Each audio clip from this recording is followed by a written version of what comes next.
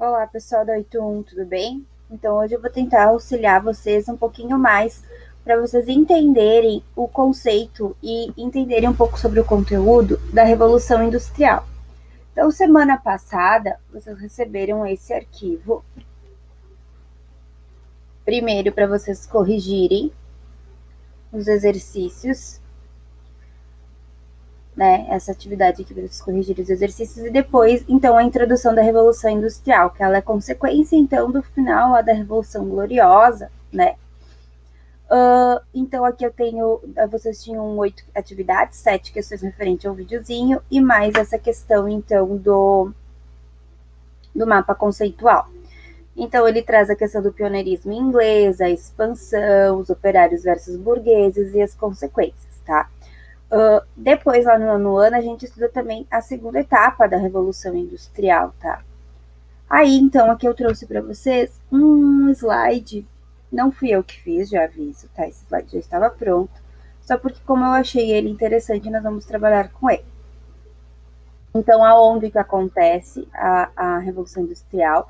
Ela vai se originar na Inglaterra no século XVIII, tá?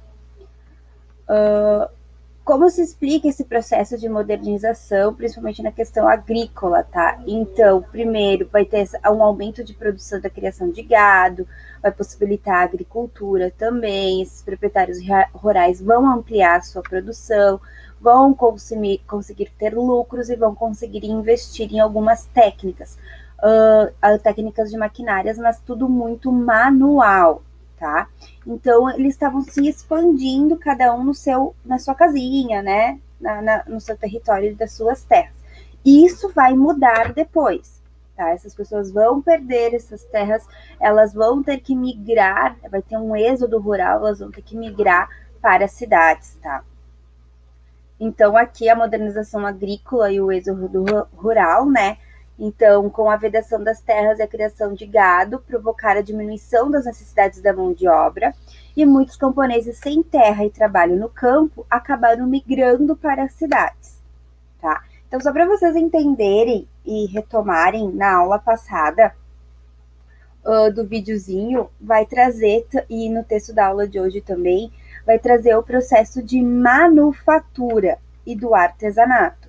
Então, o artesanato, as pessoas vão morar nas suas casas, vão fazer a sua produção, né, manualmente, produção de sapatos, produção de roupas, de artefatos, né, e vão vender para as pessoas ou vão trocar por produtos necessários, tá? E a manufatura, então, vai ser um início de uma máquina também, mas tudo muito manualmente. O que vai fazer com que tanto o artesanato quanto a manufatura vá diminuindo vai ser o surgimento, então, da máquina a vapor, utilizado pelo vapor da água e pelo carvão. Tá? Vai ser esses dois tipos de máquinas, que também está no texto, e é o surgimento, então, da maquinofatura, o surgimento da máquina, o surgimento das fábricas.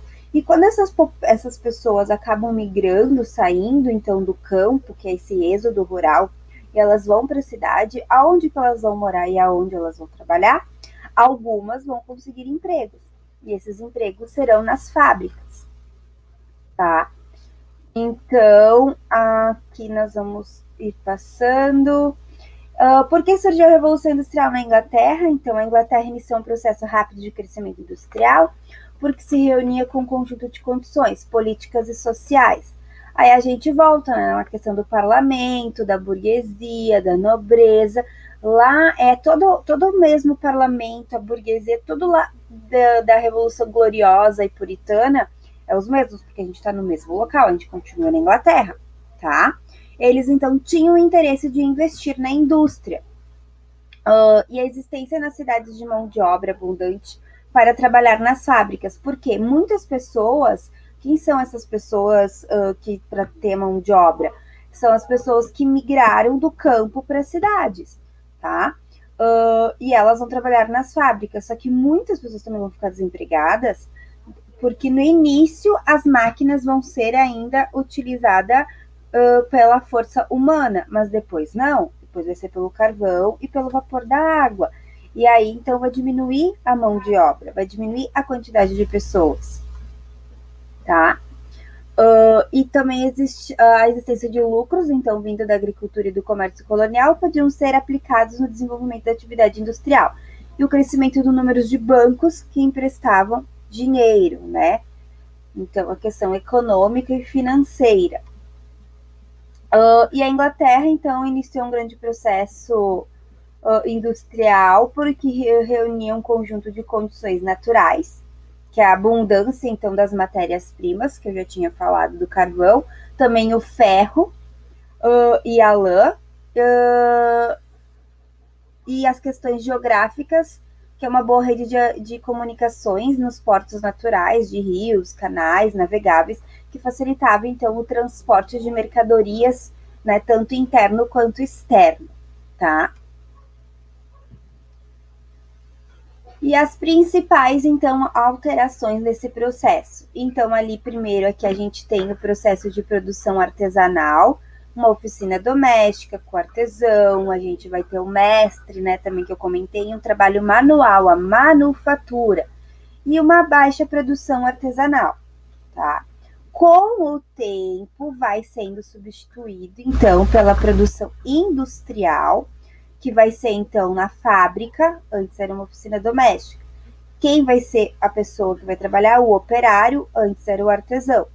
O trabalho vai ser mecanizado, que antes era manual.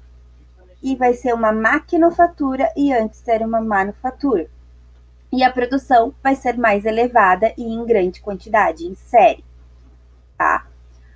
A partir daqui a gente vê na próxima aula, então, aí, então, eu quero que vocês só tenham entendido bem o processo de manufatura, o processo de maquinofatura, a diferença. Manufatura, manual. Maquinofatura, máquina, tá? Então, essas as diferenças que eu quero que vocês entendam. Depois eu deixei também, então, para vocês uns exercícios aqui. Uma reportagem, na verdade, para vocês lerem elas, o robô versus empregos, tá? E algumas questões bem pessoais que eu gostaria que vocês respondessem, certo? Fiquem bem, se cuidem. Se vocês tiverem dúvidas, me chamem, ok? Beijos, até mais.